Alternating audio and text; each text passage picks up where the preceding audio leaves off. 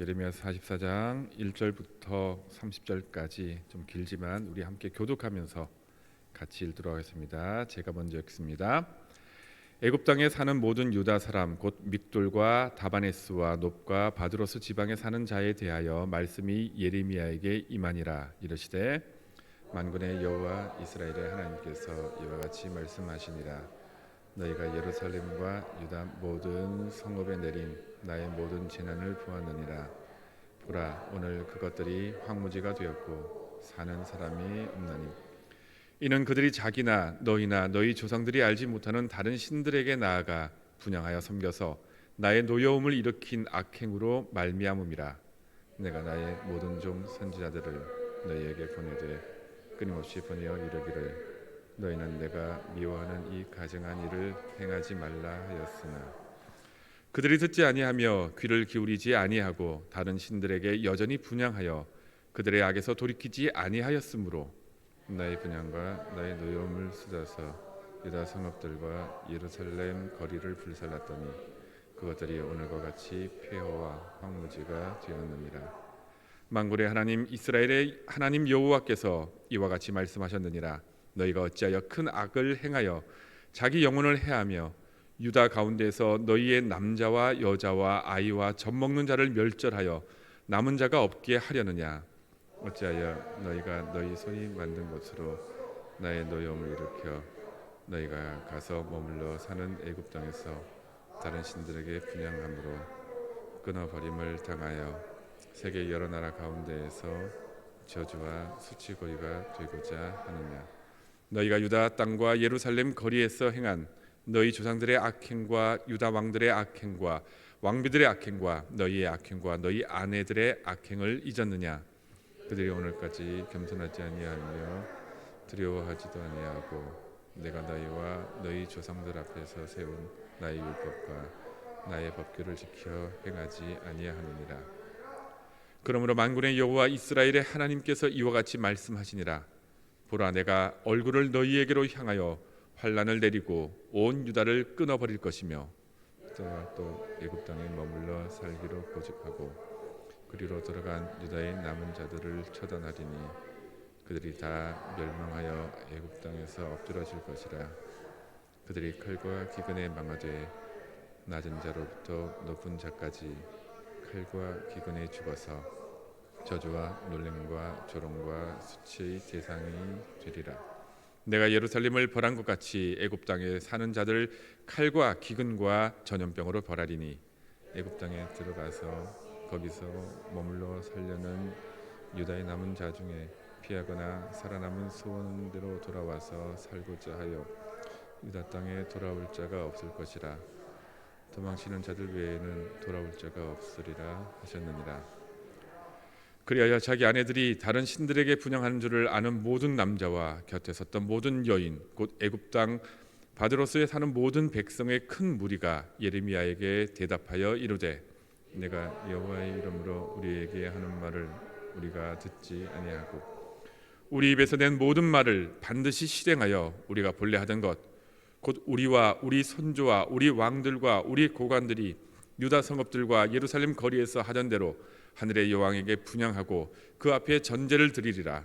그때에는 우리가 먹을 것이 풍부하며 복을 받고 재난을 당하지 아니하였더니 우리가 하늘의 여왕에게 분향하고 그 앞에 전제 드리던 것을 폐한 후부터는 모든 것이 궁핍하고 칼과 기근의 멸망을 당하였느니라 하며 여인들은 이르되 우리가 하늘의 여왕에게 분향하고 그 앞에 전제를 드릴 때에 어찌 우리 남편의 허락 없이 그의 형상과 같은 과자를 만들어 놓고 전제를 드렸느냐 하는지라. 예레미야가 남녀 무리 곧 이 말대로 대답하는 모든 백성에게 일러 이르되 너희가 너희 선조와 너희 왕들과 고관들과 유다 땅 백성들이 유다 성읍들과 예루살렘 거리에서 분향한 일을 여호와께서 기억하셨고 그의 마음에 떠오른 것이 아닌가. 여호와께서 너희 악행과 가증한 행위를 더 참을 수 없으셨으므로 너희 땅이 오늘과 같이 황폐하며 놀림과 저주거리가 되어 주민이 없게 되었느니 너희가 분향하여 여호와께 범죄하였으며 여호와의 목소리를 순종하지 아니하고 여호와의 율법과 법규와 여러 증거대로 행하지 아니하였으므로 이 재난이 오늘같이 너희에게 일어나느니라. 예레미야가 다시 모든 백성과 모든 여인에게 말하되 애굽 땅에서 사는 모든 유다 사람이여 여호와의 말씀을 들으라. 만군의 여호와 이스라엘의 하나님께서 이와 같이 말씀하시되 너희와 너희 아내들이 입으로 말하고 손으로 이루려 하여 이르기를 우리가 서원한 대로 반드시 이행하여 하늘의 여왕에게 분향하고 전제를 드리리라 하였은즉 너희 서원을 성취하며 너희 서원을 이행하라 하시느니라. 그러므로 애굽 땅에 사는 모든 유다 사람들이여 여호와의 말씀을 들으라. 예수께서 말씀하시되 보라 내가 나의 큰 이름으로 맹세하였은즉 애굽 온 땅에 사는 유다 사람들의 입에서 다시는 내 이름을 부르며 주 여호와의 살아계심을 두고 맹세하노라 하는 자가 없으리라.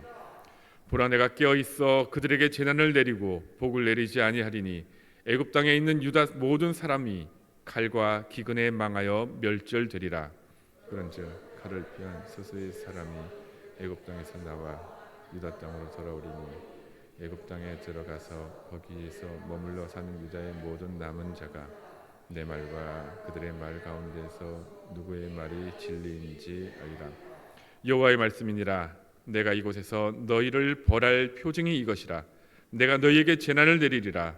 한 말이 반드시 이루어짐을 그것으로 알게 하리라.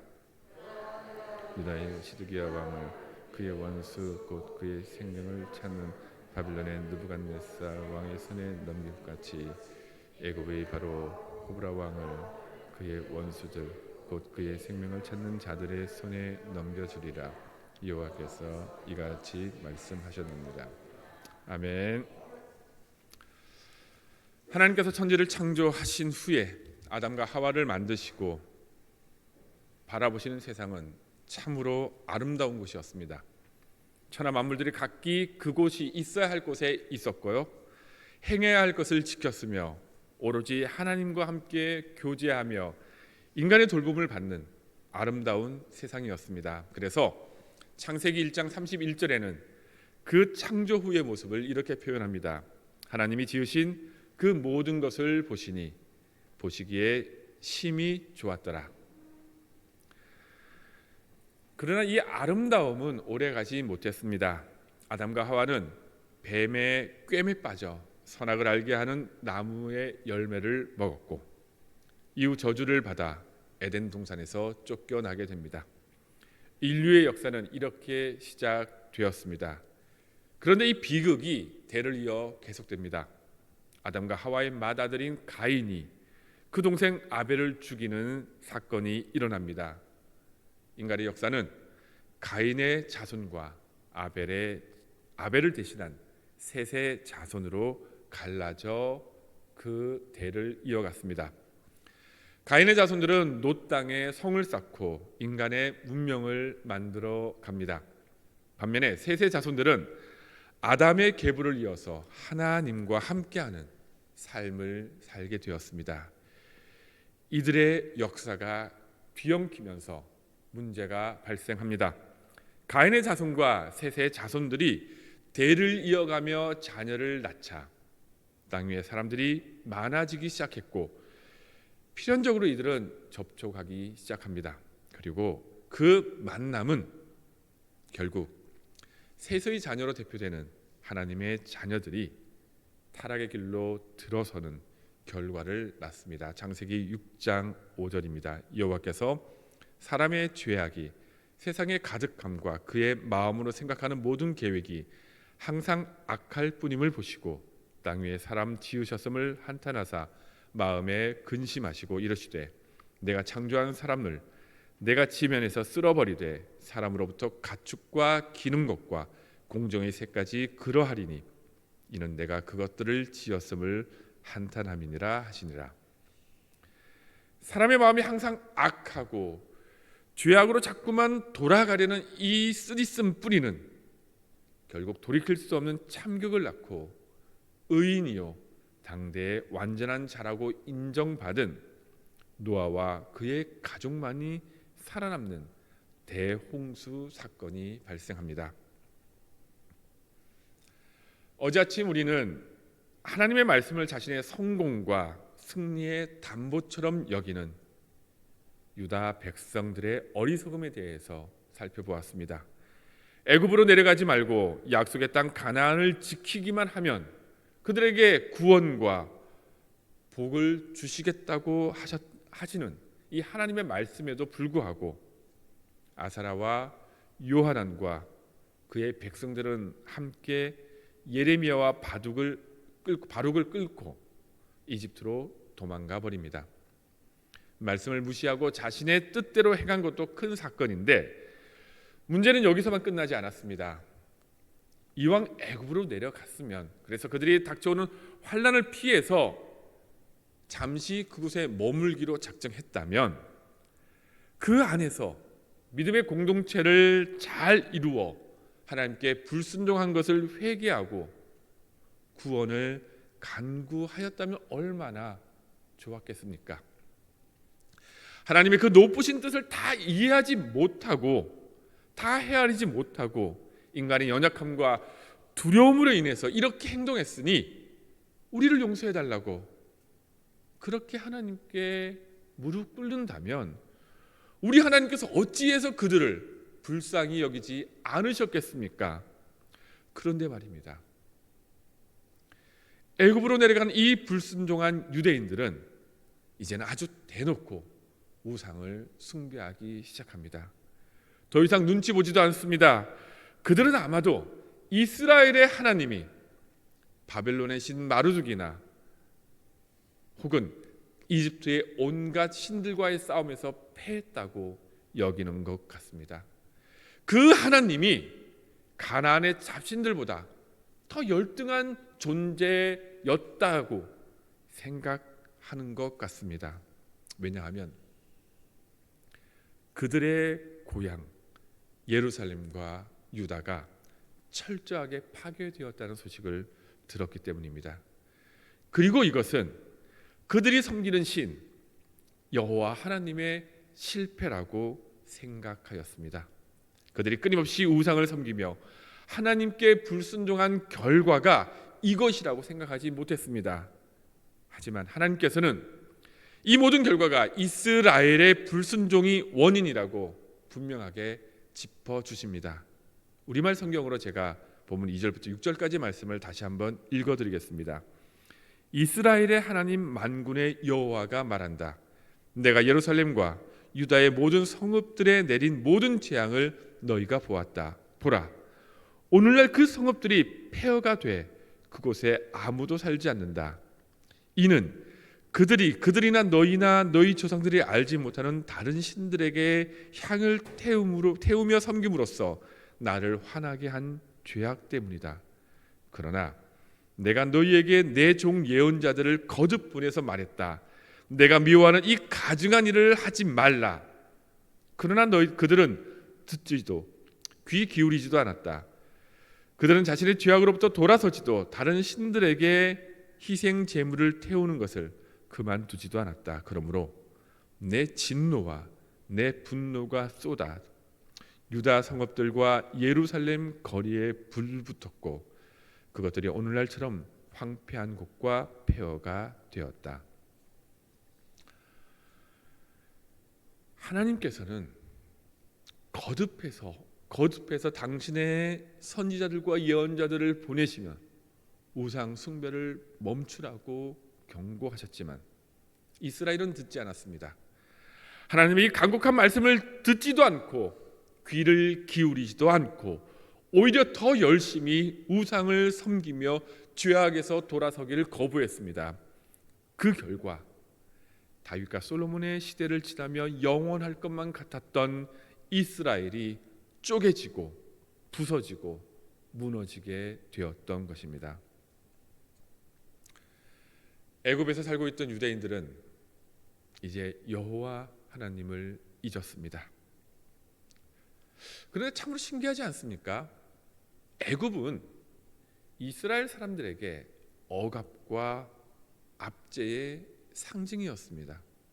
흉년을 피해서 요셉의 인도로 야곱의 가족들이 애굽에 정착한 이후 그들의 삶은 잠시의 행복을 떠나 노예의 삶으로 전락해버렸습니다. 모진 노동에 시달리며 고생하던 곳이 바로 애굽이었습니다. 출애굽기 2장 23절부터 25절의 말씀입니다. 여러 해 후에 애굽 왕은 죽었고 이스라엘 자손은 고된 노동으로 말미암아 탄식하며 부르짖으니 그 고된 노동으로 말미암아 부르짖는 소리가 하나님께 상달된지라. 하나님이 그들의 고통 소리를 들으시고 하나님의 아브라함과 이삭과 야곱에게 세운 그의 언약을 기억하사 하나님이 이스라엘 자손을 돌보셨고 하나님이 그들을 기억하셨더라. 이스라엘은 고통 중에 여호와께 부르짖었고 하나님께서는 그들의 목소리를 들으시고 약속의 땅 가나안으로 인도하셨습니다. 그런데 그런 이스라엘 백성들이 전에 알지 못하던 다른 신들에게 나아갔습니다. 억압과 압제의 땅 애굽에 제발로 돌아왔습니다. 그들은 하나님께서 출애굽 이후에 그들을 향해 베푸신 하나님의 모든 은혜와 능력과 긍휼을 잊어버렸습니다. 부인했습니다. 하나님께서는 이 어리석은 이스라엘을 향해 거듭 돌아올 것을 요구하십니다. 11절부터 제가 다시 읽어드립니다. 그러므로 만군의 여호와 이스라엘의 하나님께서 이와 같이 말씀하시니라. 보라, 내가 내 얼굴을 너희에게로 향하여 환난을 내리고 온 유다를 끊어버릴 것이며 내가 또 애굽 땅에서 머물러 살기로 고집하고 그리로 들어간 유다의 남은 자들을 처단하리니 그들이 다 멸망하여 애굽 땅에서 엎드러질 것이라. 그들이 칼과 기근에 명하되 낮은 자로부터 높은 자까지 칼과 기근에 죽어서 저주와 놀램과 조롱과 수치의 대상이 되리라. 내가 예루살렘을 벌한 것 같이 애굽 땅에 사는 자들을 칼과 기근과 전염병으로 벌하리니 애굽 땅에 들어가서 거기 머물러 살리는 유다의 남은 자 중에 피하거나 살아남아 소원대로 돌아와서 살고자 하여 유다 땅에 돌아올 자가 없을 것이라. 도망치는 자들 외에는 돌아올 자가 없으리라 하셨느니라. 무시무시한 멸망의 말씀입니다. 그런데 말입니다. 제 귀에는 이 하나님의 말씀이 절규처럼 들립니다. 제발 돌아오라. 제발 죽음의 길로, 멸망의 길로 가지 말고 내가 너희를 이렇게 할 거니까 제발 여기에 빠지지 말고 나에게 돌아오라 하는 말씀 말입니다. 그렇게 외치시면서 가슴 아파하시는 하나님의 그 절규 말입니다. 하지만 이스라엘의 뻔뻔함은 극에 달했습니다. 그들은 우상 숭배를 멈추지 않을 것이며 그들이 하늘의 여신을 섬겼을 때부터 오히려 아무 문제 없이 더 행복했다고 주장합니다. 다시 한번 본문 16절부터 18절의 말씀을 우리말 성경으로 읽어드리겠습니다. 당신이 여호와의 이름으로 우리에게 선포한 말에 대해 우리가 귀 기울이지 않겠습니다. 우리 입에서 나온 모든 말을 우리가 반드시 실행할 것입니다. 우리는 우리와 우리 조상들과 우리 왕들과 우리 관료들이 유다의 성읍들과 예루살렘의 거리에서 했던 그대로 하늘의 여왕에게 희생 제물을 태우고 전 제물을 부어 드릴 것입니다.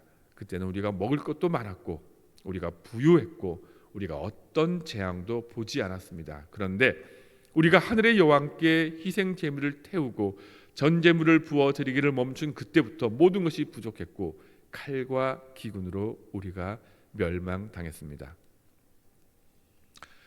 무슨 말입니까? 하늘의 여왕, 즉 바벨론에서는 이스타르로, 가나안에서는 아스다루스로 불리던 이 풍요의 여신 아낫을 섬기는 일들이 오래전부터 하던 일이고 그 일을 그만두지 않겠다는 말입니다. 유다 시절부터 지금까지 뿌리 깊게 자리 잡은 이 우상 숭배의 전통은 온 가족이 함께 저지르는 범죄였습니다. 아이들은 땔감을 모았고요. 남편들은 불을 피웠고 아내들은 하늘의 여왕에게 바칠 과자를 만들기 위해서 밀가루를 반죽하였던 것입니다. 예수님께서는 십자가 위에서 저들이 하는 짓을 알지 못하니 용서해 달라고 기도하셨지만, 오늘 본문의 유다 백성들은 자신들이 무슨 일을 하고 있는지 분명하게 알고 있었으며 그 일이 오히려 그들의 평화와 안식을 담보하는 일이라고 여겼습니다. 요시야 왕이 종교 개혁을 일으킨 후에 그들이 하늘의 여왕에게 예배하지 못하게 되자 애굽과 바벨론에게 외세의 수차례 침공을 당하고 불행해졌다고 생각한 것입니다. 철저한 회개와 반성으로 그들 안에 있는 우상 숭배를 버리고 산당을 다 깨부수고 다시 하나님께 돌아가야 그들이 기억하는 다윗과 솔로몬의 시대의 그 평화와 번영을 누릴 수 있었을 텐데, 그들은 오히려 지금 그들이 지금 당하는 이 고난의 원인을 하나님께로 돌리고 있는 것입니다. 이제 멸망은 시간 문제인 것만 같습니다. 온 세상을 홍수로 멸망시키겠다고 작정하신 하나님의 한탄이 기록된 창세기 6장 5절부터 7절의 말씀 이후에 8절에 뜬금없는 한 구절이 나옵니다. 그러나 노아는 여호와께 은혜를 입었더라. 우리가 잘 아는 이 말씀을 영어 성경으로 번역하면 이렇게 기록되어 있습니다. 그러나 노아는 하나님의 눈에서 사랑을 발견하였다. 그러나 노아는 하나님의 눈에서 은혜를 발견하였다. 세상을 멸망시키겠다고 작정하신 하나님의 눈에서 노아는 사랑을 발견하였다는 것입니다. 세상의 종말을 이야기하며 방주를 지으라는 명령을 내리시는 이 하나님의 눈에서 은혜를 발견하였습니다. 무슨 은혜입니까? 무슨 사랑입니까? 노아의 가족만은 구원을 하시려는 그런 하나님의 사랑일까요? 그런 은혜일까요? 아닙니다. 그렇지 않습니다. 노아가 발견한 그 하나님의 사랑, 그 하나님의 은혜는 당신이 심히 좋았다라고 말씀하시며 사랑하시던 이 세상을 멸망시킬 수밖에 없는 사랑이었습니다. 눈물을 삼키며 가슴을 치면서 의인 노아를 통해서 다시 시작하겠다고, 내가 이대로 포기할 수 없다고 결심할 만큼 우리를 사랑하시는 하나님의 눈빛이었습니다.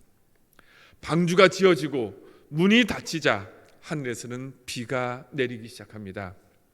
억수같이 내려서 온 세상을 가득 찬 그 빗물은 바로 인간을 바라보시며 저 멸망의 구렁텅이에 빠져서 그 빗물 속에 사로잡혀서 가득 차서 죽어가는 그들을 바라보시며 흘리는 하나님의 눈물이었습니다.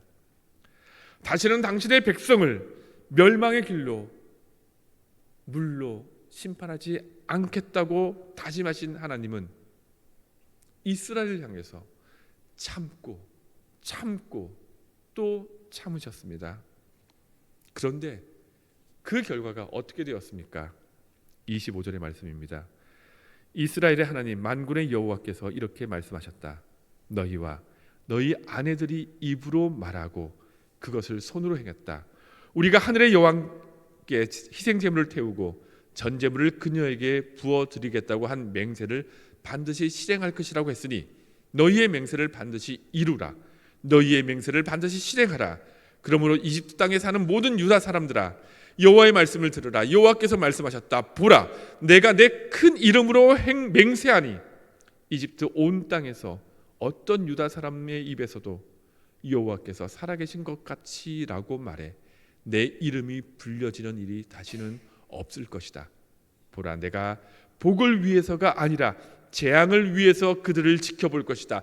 이집트 땅에 있는 모든 유다 사람들이 칼과 기근으로 완전히 멸망할 것이다. 칼을 피하고 이집트 땅에서 유다 땅으로 돌아갈 사람들이 적을 것이다. 이집트 땅에서 살려고 그곳으로 간 유다의 모든 남은 사람들이 내 말과 그들의 말 가운데 누구의 말이 이루어질 것인지 알게 될 것이다. 하나님께서 이스라엘과 절교를 선언하셨습니다.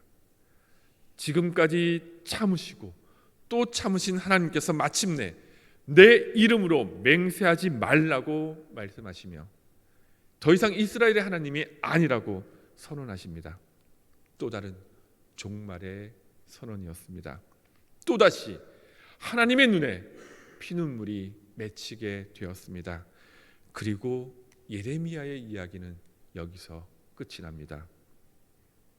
바벨론의 느부갓네살 왕은 애굽을 쳤고 하나님을 거역하고 우상을 섬기던 이 불순종의 무리는 어떻게 되었는지 더 이상 알 수 없습니다. 사랑하는 성도 여러분, 이 피 맺힌 하나님의 마음을 이해하십니까? 가장 사랑하던 사람과 헤어짐을 선언하는 이 복잡한 심경을 이해하십니까? 노아처럼 그 하나님의 눈에서 사랑을 발견할 수 있는 여러분이시기를 간절히 바랍니다. 그 눈빛에서 소망을 찾아내시기를, 은혜를 찾아내시기를 소망합니다. 무슨 사랑이고 무슨 은혜입니까? 비록 예레미야의 이야기는 여기서 끝이 나지만 저는 하나님께서 아담과 노아 이후에 세 번째 반전의 카드를 내어놓을 준비를 하셨다고 믿습니다. 무슨 반전 말입니까? 바로 예수 그리스도 말입니다. 하나님이 세상을 이처럼 사랑하사 독생자를 주셨으니 그를 믿는 자마다 멸망하지 않고 영생을 얻게 하려 하심이라. 세상에 죄악이 가득하고 마음으로 생각하는 모든 것이, 모든 계획이 항상 악하기에 결국 당신의 사랑하는 아들 성자 예수 그리스도를 이 땅에 보내어 모든 민족이 구원을 얻게 하셨다는 것입니다. 하나님이 그 아들을 세상에 보내신 것은 세상을 심판하려 하심이 아니요 그로 말미암아 세상이 구원을 받게 하려 하심이라. 이 은혜를 믿으십니까? 이 은혜를 아멘으로 고백하십니까? 세상은 예수님이 없는 성공을 원합니다. 예수님이 없는 인생을 편하다고 말합니다. 자신이 섬기기 쉬운 신을 섬기며 즐거워합니다. 그러나 그 길은 멸망으로 가는 길입니다. 우리는 좁은 길을 걸어가는 사람들입니다. 예수님 밖에 다른 길은 없기 때문에 이 길이 좁습니다. 비록 험하게 보여도, 때로는 불편하고, 때로는 넘어지고, 때로는 쓰러질 것 같지만 결국 우리를 구원의 길로 이끌 유일한 길은 바로 예수 그리스도 뿐입니다. 이 믿음 안에서 굳건히 구원의 길을 걸어가는 사랑하는 여러분들이 되시기를 소망합니다. 사순절 24번째 아침입니다. 우리를 구원하시려 베푸신 하나님의 마지막 부름에 응답하며 이 하루 은혜 가운데 승리하시는 승리의 삶을 사시기를 축원합니다.